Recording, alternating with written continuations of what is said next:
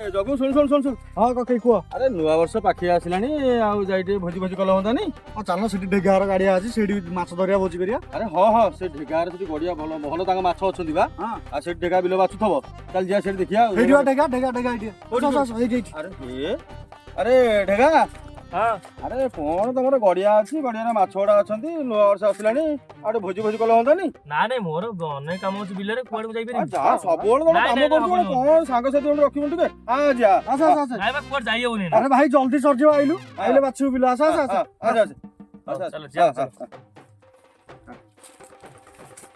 ବଦଲା ବଦଳି କରିଦେଲ? ହଁ, ହଁ, ready। ଆଉ ଶୁଣ ତମେ ଯାଅ ଗଡିଆରେ ଆଗ ମାଛ ଧରିକି ଆଣ। ମୁଁ ଯାଉଛି ସଞ୍ଜାଳ ଫଳ ଏଠି ବହୁତ ପଡିଛି। ମୁଁ ଗୋଟିଏ ଗାଡି ଚୁଲି ଫୁଲି ସଫାସଫି କରୁଛି ଆଉ ଆସିଲେ ଏଇଠି ସଉଦା କିଣି ଆଉଛି ତାପରେ ରୋଷେଇ କରିବା ଆଉ ହେଲା। ଆମେ ମାଛ ଧରିକି ନେଇ ଯାଉଛି। ହଁ ତମେ ଯାଅ ଯାଅ ଯାଅ ଯାଅ ଡେଲି ଆଣି ଯାଅ କଲେ ତମେ ଜଲ୍ଦି ମାଛ ଧରିକି ଦଉଛି ସେ ଶୀତ ଭିତ ଭୋଜି ତ କରିବା ଆଉ ଚାଲ। ବୋପା ଲୋ ଶୀତ ପାଇନା ଆଜି ପାଇଲେ ଆଉ ହଉ ବଢିଆ ଆଉ ମୁଁ ଆଗ ଟିକେ ଶାଢୀ ତୋରାଣି ଦିଏ ଭାଇନା ଦୌଡ଼ି ଆସ ଲଙ୍କା ବି କାଢି ଅଛି ଭାଇନା ଦୌଡ଼ି ଆସ ଭାଇନା ଆସ ଆସ ଆସ ଆସ ହଁ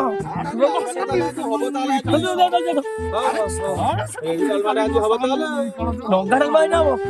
ହଁ ଧରିଛ ମିରିକାଳି ଡାଲମାଟା ଆଜି ହବ ତାହେଲେ ଆଉ। ଆରେ କଣ ସିଏ କଣ ଛାଟି ପିଟି କଣ ଛାଡ଼ି ପଳେଇଲା କଣ ହେଇଛି ତାକୁ? ଆରେ ସେ ମିରିକାଳି ମାଛଟା ପଡିଥିଲା ନେଇ ଆସିଥିଲେ ଡାଲମା କରିନଥାନ୍ତେ? କୋଉ ମିରିକାଳି ମୋ ମିରିକାଳି ଧରିକି କାଟି ଛଡାଇ ବସିଥିଲା। ତମେ ଯଦି ରୋଷେଇ କରିବାର ଅଛି ଘରେ ଯାଇକି ଖାଅ ନହେଲେ ହୋଟେଲରେ କିଣି ଖାଅ। ମୁଁ ମୋର ଯାଉଛି। ସେଇଟା ତୋ ମିରିକାଳି?